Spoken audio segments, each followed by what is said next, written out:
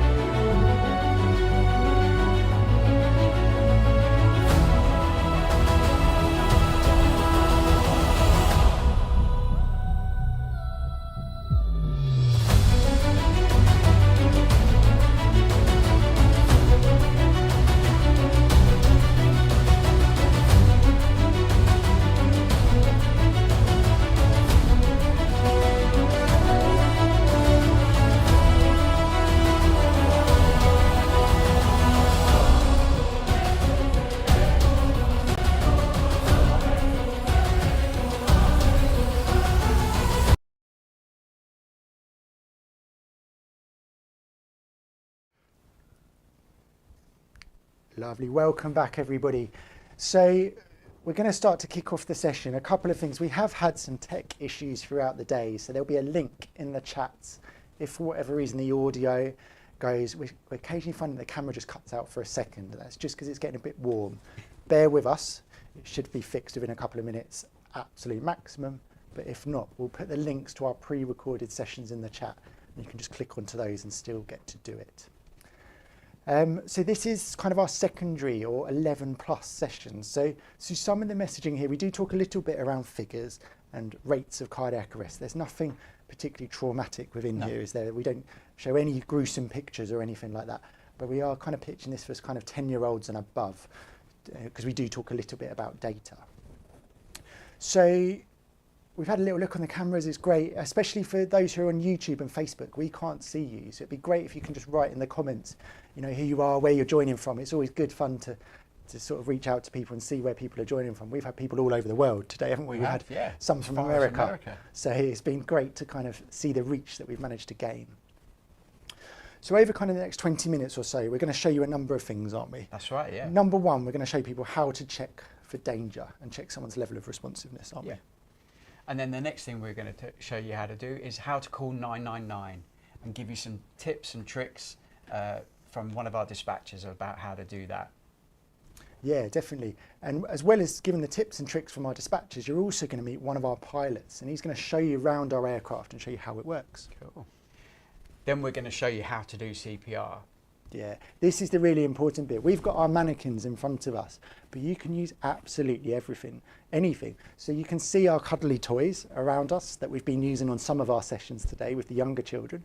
You can also use a cuddly toy if you want, but you can also use a pillow, a cushion, a jumper, a coat, anything that just allows us to press and practice our CPR. That's right. We're then going to show you how to deliver a shock to restart the heart with a defibrillator. Yeah, and then very finally we're going to catch up with our medical director, one of our senior doctors, and he's going to talk about how we're building this team of lifesavers, people like you across the southeast, and the actions of people before the ambulance or the helicopter arrives allows us to save even more lives. So Adam, why are we doing this? Why have we live streamed multiple sessions throughout the day today? You know, we've reached tens of thousands of people. Why is this so important? So across the southeast region, 24 people every day have an out-of-hospital cardiac arrest. 24. 24 people in the region that we cover. So those counties of Kent, Surrey and Sussex. Yeah. And we know that of those that have resuscitation attempted, only 1 in 10 survive, don't they? That's right. And despite our aircraft being able to get anywhere within the southeast within 30 minutes, we know that that's not quick enough. Yeah. Because actually there's a 10% fall in survival for every minute that CPR is delayed. So this isn't somebody else's problem, it's everybody's problem if it's ours. If someone collapsed in front of you right now, would you know what to do?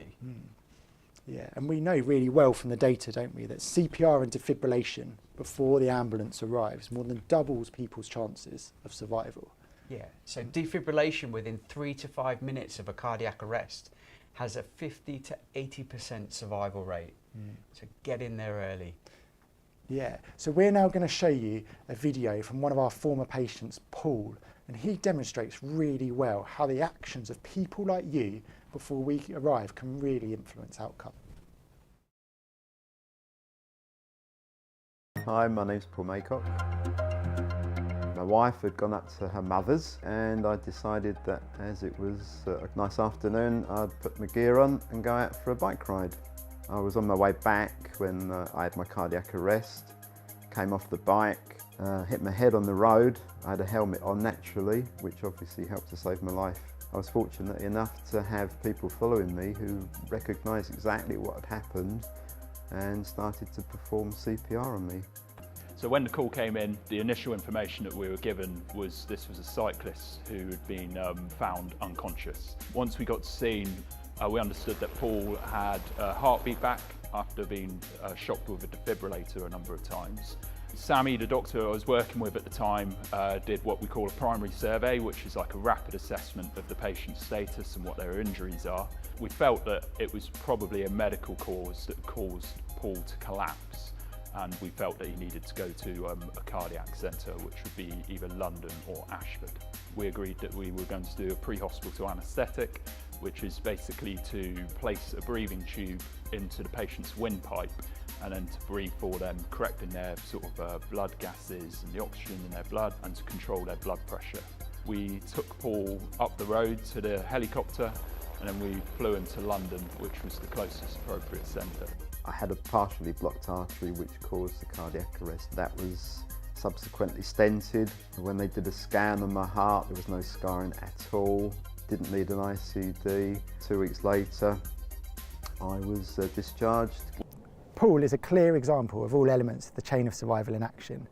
His recovery is testament to the bystander that stopped and performed CPR before the ambulance arrived, and then the great care that the ambulance service were able to deliver alongside the critical care paramedic. There's 4 steps to the chain of survival: early recognition, early CPR, early defibrillation, and post-resuscitation care.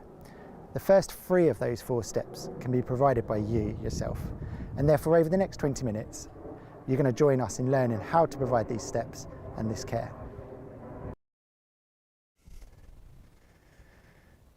Lovely, welcome back everybody. We've got to do a shout out, haven't we, Adam? We have. We've got to do a shout out to Maisie, Grace and Charlie, Hi guys. who are Dave's children, and they're actually watching now, staying up, probably trying not to go to I was bed gonna say, actually. probably should Trying be to in avoid bed, going but to bed.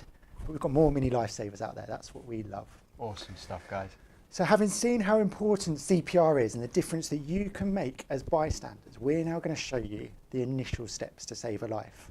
And we're going to just show you something called Dr. ABC, okay? The letters stand for stuff. So the first thing is checking for danger. That's right. Yeah. That could be any number of things. It could be the road, it could be the environment that you're in at the time. So if you're perhaps by a riverbank or close to the water, that potentially is a danger that can affect you and affect the patient. Yeah, whatever caused that person to collapse Yeah. could be a danger to you, couldn't it? That's right. And we see time and time again really sad cases on the news of people who've, you know, rescuers then needing rescuing themselves, where they've tried to go onto ice or they've gone into the water and got into trouble.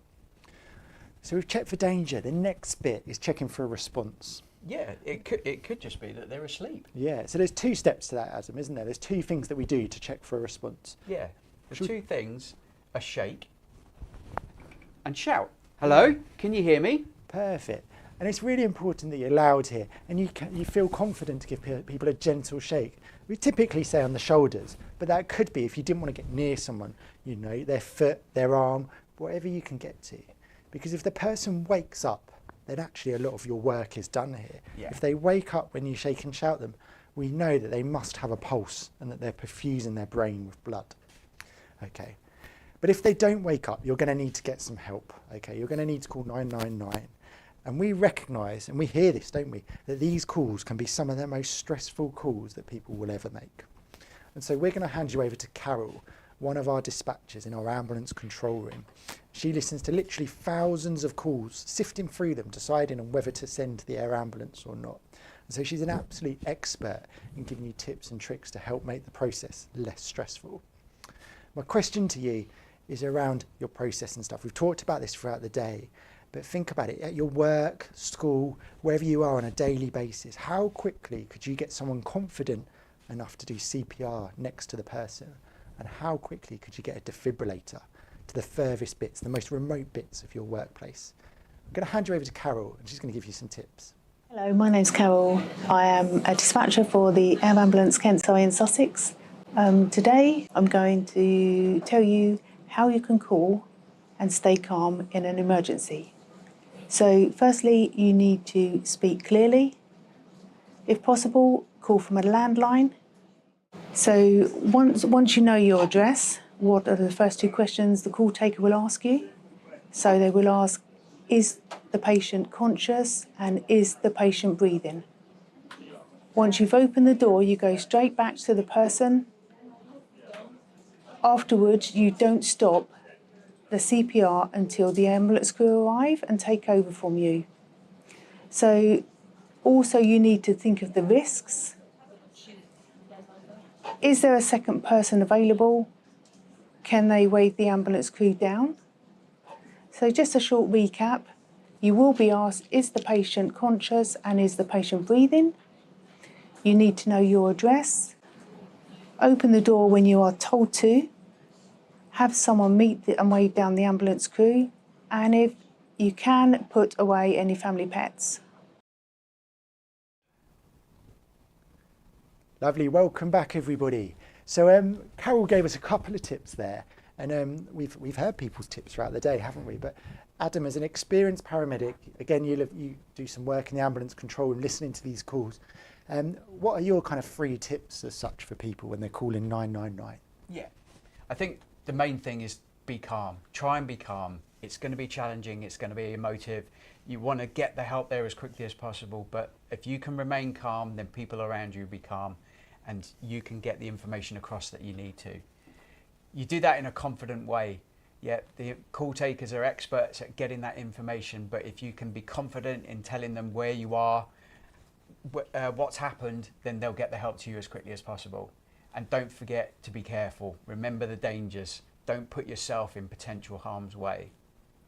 Yeah, some really good tips and tricks there. And I think we hear, don't we, time and time again, those people that can be calm in that really stressful situation on the call allow us to get help to people really quickly. So now that the people have called 999, in certain cases, Carol could be sending one of our helicopters and our medical team to try and get help to people as fast as possible. So we're going to show them the helicopter, aren't we? Yeah, we are. We're going to get Suji, one of our pilots, who's going to tell you a little bit around our aircraft, as well as some of the special dispensations that allow us to fly 24 hours a day, including the whole way through the night and through controlled airspace such as Gatwick and Heathrow, in order to get to patients as quickly as we can.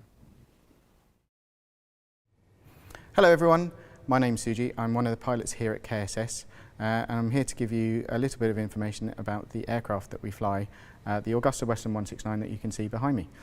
It's a very sleek, very fast aircraft. It travels at about 170 miles an hour, which allows us to cover all 3 counties within 30 minutes. So Margate is the furthest east that we go, and we can get there from Redhill in about 30 minutes, especially seeing as there are no traffic light speed cameras or traffic jams. This is a real advantage of getting our critical care and our paramedic and doctor to a patient as fast as we possibly can, which is our main target. So this is the inside of our aircraft. The Augusta Western 169 has a large cabin space which allows us to take both our doctor, paramedic, our patient who's critically injured and potentially a parent with us to hospital. We have this very large stretcher that the patient will be arriving from the scene with our doctor and paramedic. They slide in over the top of here. They then get hooked up onto a ventilator and a monitor system, as you can see in the background. We then push this in, rotate it in, and slide the passenger into the centre of the aircraft with all the straps on. We get our doctor and our paramedic on board, and then we take off and take them to hospital as fast as we possibly can.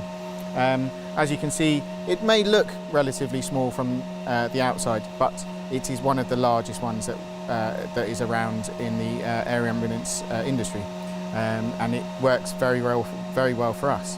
When we're on our missions, we go between our base and our patient, but sometimes we have to travel through a Gatwick airspace, and we use an alpha call sign instead of blue lights, because that allows air traffic control to prioritise us over other air traffic, and occasionally usually allow us to fly a straight line from our first point to our second point, so it cuts down the time significantly. We also fly at night, which is why we have two pilots. It's also a complex aircraft. So at night we use night vision goggles, and we use a very bright light on the front so that we can provide a 24-hour service to the communities. We still can get to everywhere in the 3 counties at night, and we do it as fast and safely as possible. Our target time during the day is 5 minutes to launch from the call coming in, and at night we have a little bit of extended planning because we need to look more carefully at the sites that we go to. Thank you very much.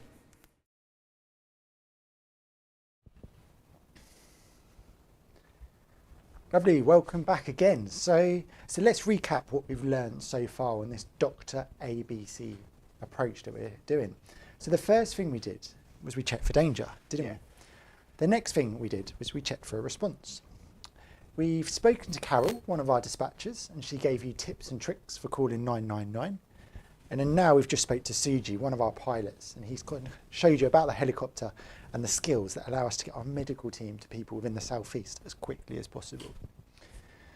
But now ultimately we need your help. This is the really key bit of the session. We know that if someone's heart isn't beating properly, we need people to act before the ambulance or the helicopter or anyone else arrives.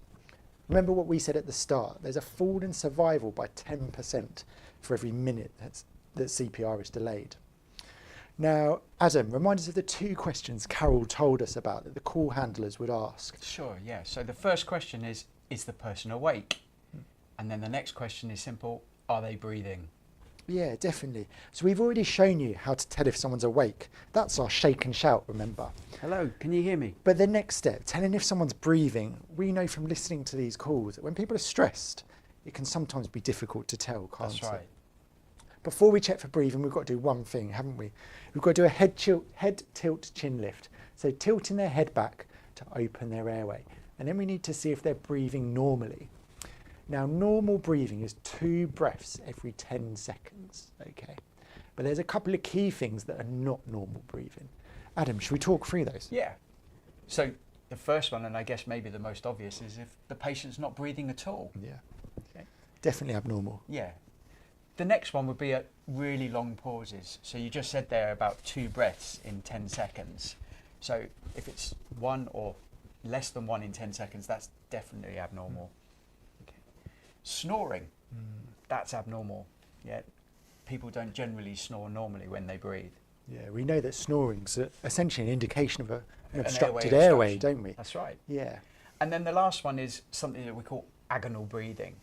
Now this is like, imagine you take a fish out of water and seeing its mouth opening and closing, that kind of gasping for air. That's what agonal breathing looks like. It doesn't look normal. No. And you can see some videos of kind of agonal breathing on YouTube, can't you, if you wanted to? Because we know that people often mistake agonal breathing for effective breathing. That's right. They may think that that person's breathing. Now, the messaging here is really clear. If their breathing is not normal, remember what Adam said, 2 breaths in every 10 seconds, then you're going to start CPR. And the key thing is, if in doubt, start CPR. Okay? We know that the risks of delivering CPR to someone who might have a pulse, that's a recognised risk for us, because the risk of not delivering CPR if they don't have a pulse is potentially catastrophic, isn't it? That's right.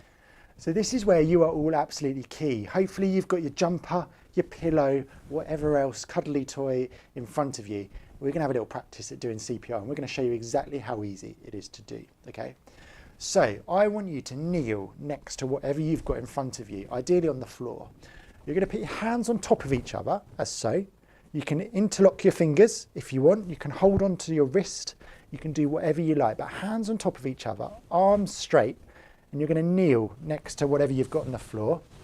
And then you're going to use the heel of your hand, this bit here, and you're going to press it in the centre of the person's chest. If it was a person, you could draw an imaginary line from armpit to armpit.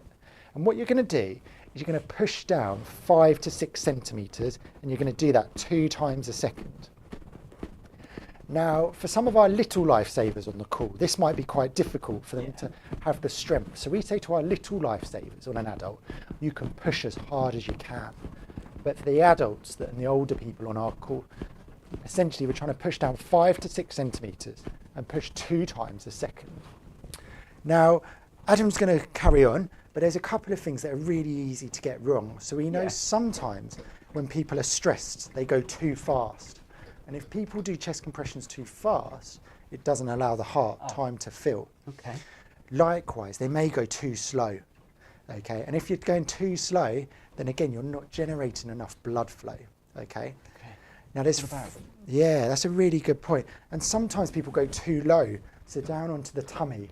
And again, that's not compressing the heart properly. So you've got to draw that imaginary line from armpit to armpit. Hands in the centre of the chest, pushing down 2 times a second. It's great to see some of you practicing this. It's absolutely awesome. Now, when you start CPR, there's only 3 occasions on which you're going to stop, okay? And that's really simple. The first one is if the person wakes up and makes purposeful movement to push you off. The second one is when the emergency services are in the room with you, and if you're doing a good job, they might even let you carry on for a bit until they're ready to take over. And the third time is when you're too physically tired to carry on. Right. And that should be quite rare in terms of what we've seen. Yeah. Now, we've seen quite a few of you doing this, and actually, we're not going to make you do too much more because we want you to save your energy, because we're going to show you the other component of this, aren't we? We talked about this at the start. So we know defibrillation alongside CPR more than doubles people's chances of survival before the ambulance arrives. So Adam and I now are just going to show you how simple it is to use a defibrillator. So we'll use just one mannequin for this. And we're going to show you this. So this is one of our training defibrillators, okay?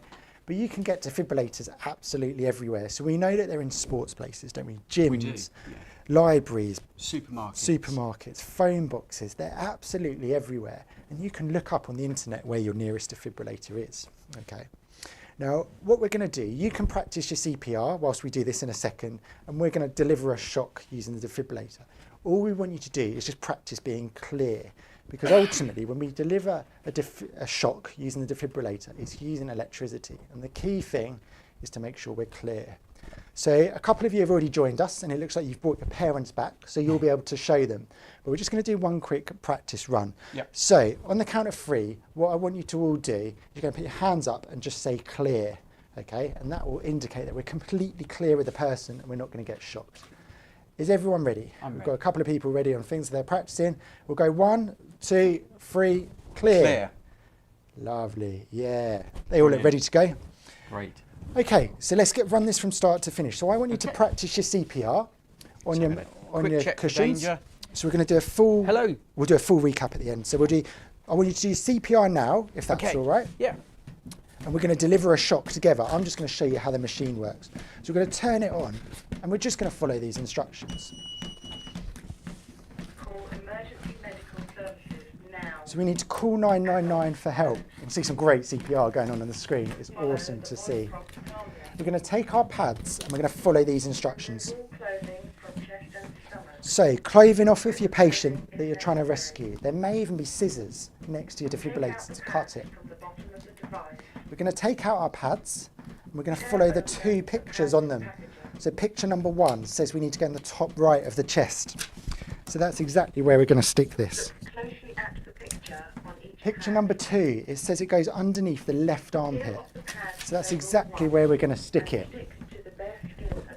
Now, once our pads are on, Do not touch. the machine's going to analyse. It's saying don't touch the patient. So I want everyone's hands off and up in the air for me now. Advised. This is going to deliver a shock, so we need to make sure everyone's clear. Clear. Everyone's clear on the screen, aren't they? Yep.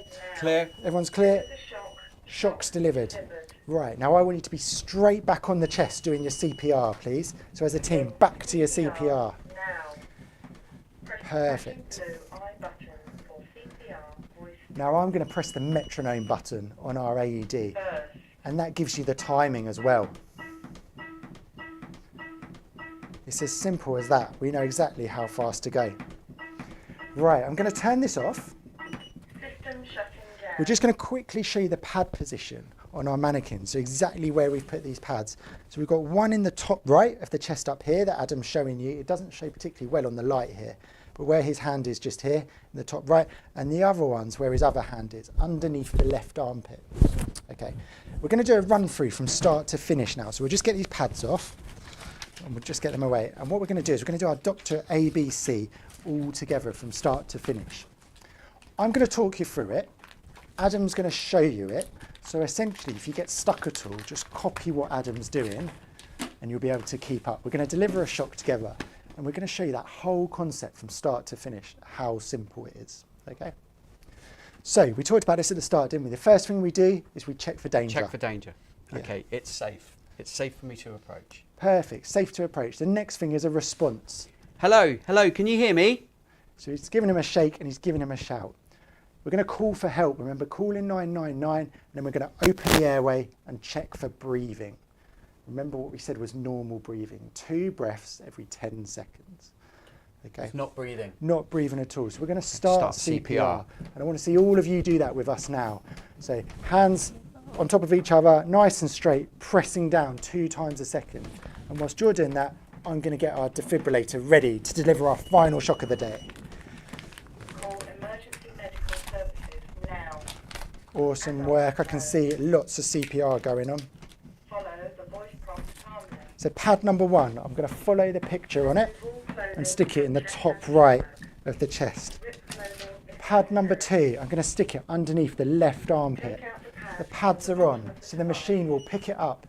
Do not touch. Right, we don't touch. The machine's going to analyse. We've got to listen to it. So hands up. Everyone's nice and clear. Advised. Let's see everyone's hands up before we deliver this shock. Clear. Yeah, Clear. everyone on the feed's clear. Now. We're delivering that shock. Delivered. Lovely. Straight back on the chest like Adam's doing.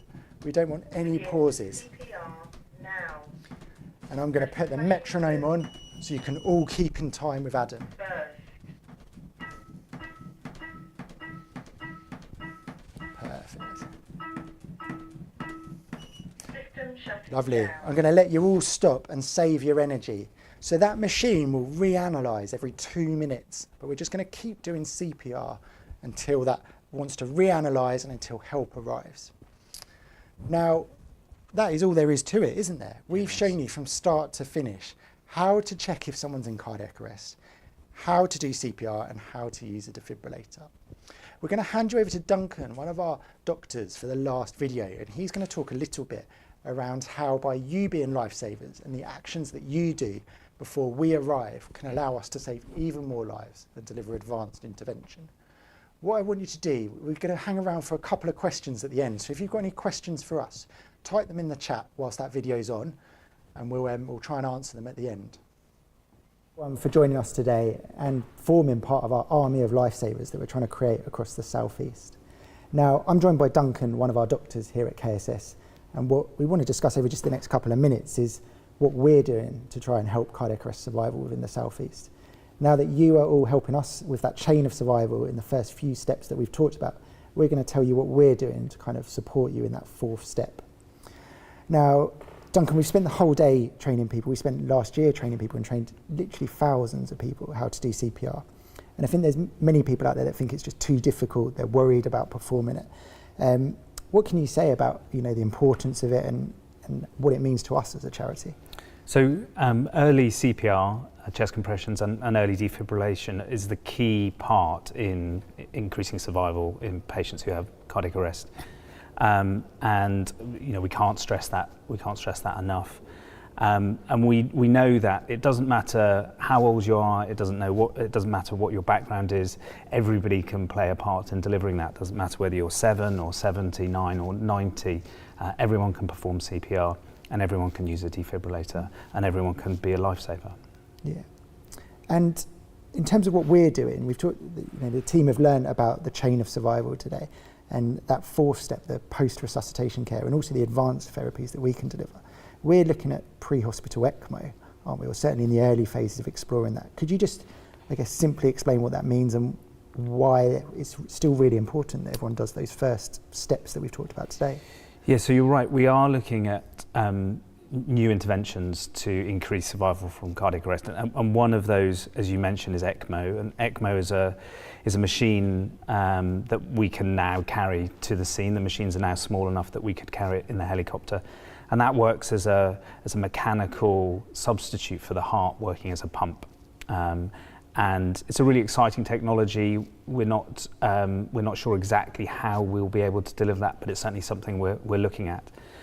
But the key part to ECMO and all of the innovations in terms of how we manage and how we improve survival from cardiac arrest, all of them are dependent on the patients receiving early, good quality CPR. And that's the part that the public can play a really important role in, because without that early CPR, the interventions that we might be able to bring to the patients are going to be far, far less effective. Completely agree. And I think the other thing to talk about is, the team would have learned about the chain of survival, and we talked about that 3rd step, the early use of a defibrillator. But what we know is that sometimes there's not one immediately available. And so we've started to look at something around drones, haven't we, around that? Can you just explain a bit more about what that might look like? So as I say, we know that early defibrillation is really important in improving survival, and access to a defibrillator is a really important part in that. There are public access defibrillators, but not everyone will have one close to where their loved one or a member of the public has their cardiac arrest. So we're looking at ways that we might be able to deliver a defibrillator to scene even more quickly than we can through the helicopter. And drones is one way of doing that. There's some complexity around the use of drones, but we're working with the Civil Aviation Authority to see what we can do around that really important part of getting the defibrillator early to the patient. And I guess kind of the last step for me is talking about what we deliver at the moment, isn't it? And again, that 4th step on the chain of survival, the post-resuscitation care. We already provide advanced post-resuscitation care as a critical care service. We've talked about what's the future, but what do we provide at the moment? What does that mean for patients out there? Yeah, so the air ambulance team bring a number of different skills to the patient, particularly around the cardiac arrest patients. We have equipment with us and skills with us to be able to monitor blood pressure at every beat of the heart. And that helps us really give the heart the best chance of recovery. And we can also deliver an emergency general anaesthetic on the scene, which is an intervention that is usually done only in hospital. And again, that allows us to control the patient's breathing, how much oxygen they're getting, and it makes sure that they're as comfortable as they can be after a cardiac arrest. So those are really important interventions, and they can improve outcome themselves. But I would just really stress that the most important bit is the early CPR, the early defibrillation, and without those two things, which the public can really help us with, our interventions are much less successful. Agreed. I think, our take when we're writing this programme is that this is a team effort, isn't it? This isn't, the community doing their work or us doing our bits. It's a team effort and everyone working together to save a life. Yeah, absolutely. So I guess the final thing to say is thank you for joining us today. We've learned a number of things. We talked about the chain of survival, and ultimately, hopefully, we've now got thousands of extra lifesavers out there helping us to save even more lives in the community. Thank you.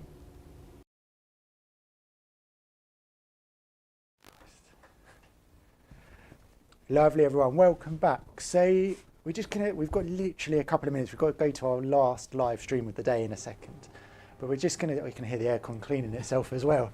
But we're just going to do a couple of questions before we go. So first question, Adam, that's coming in on the socials is around, can we harm anybody by doing this? And can we get it wrong? Can we harm anybody? Yeah. Okay. So I think, you know, the honest answer is no, you can't do any further harm, because, you know, actually this patient, if you don't do CPR on, is not going to have a good outcome. Yes, you can and often do break a rib or break some ribs, but that, you know, essentially if you save someone's life is a minor issue and something that can be dealt with down the line. So don't be afraid to do this, I think, is the key message. Yeah, really good one. And the other one that I can see on there is around the defibrillator. So someone's right, will the defibrillator let me shock someone with a pulse? The honest answer is no, it won't. Okay, it's a very, very clever piece of machinery that basically measures what's going on inside your heart, looking at the electrical activity, and if there's normal activity or activity that wouldn't be responding to a shock, then it won't deliver it. Yeah. We'll go to the final question that I can see on there, and that's about mouth to mouth, which we haven't spoke about at all, have No. we? So someone's right, do we still need to give mouth to mouth? What's happened? And the answer to that is no, we don't. Okay, we changed to make this whole process much simpler for people, because we know that, you know, historically people were a little bit reluctant when it comes to doing mouth to mouth on a complete stranger. So actually, the bit that's most effective and the bit that makes the difference are these chest compressions. So just doing the chest compressions is the bit that really counts. Yeah, so we're going to have to leave you here. We've got to go to our very last stream of the day. But I just want to say thank you so much for joining us. Yeah. For those of you that have joined us for the second or third time today, Thank you. that's absolutely awesome to see. And for training your parents as well and making sure they're doing the teaching, that's absolutely awesome. We've taught loads today. We've taught tens of thousands of people, Yeah. haven't we? We've had people join us from been a America. really We've great seen day. cats learning CPR, haven't we? We've done absolutely everything. So thank you so much for joining us. If you have any last minute questions, you can put them in the chat and we will answer them. We'll leave the chat running. But there's a couple of slides at the end that just tell you a little bit more about our charity and the work we do. But other than that, thank you so much for supporting us and joining our army of lifesavers across the South East.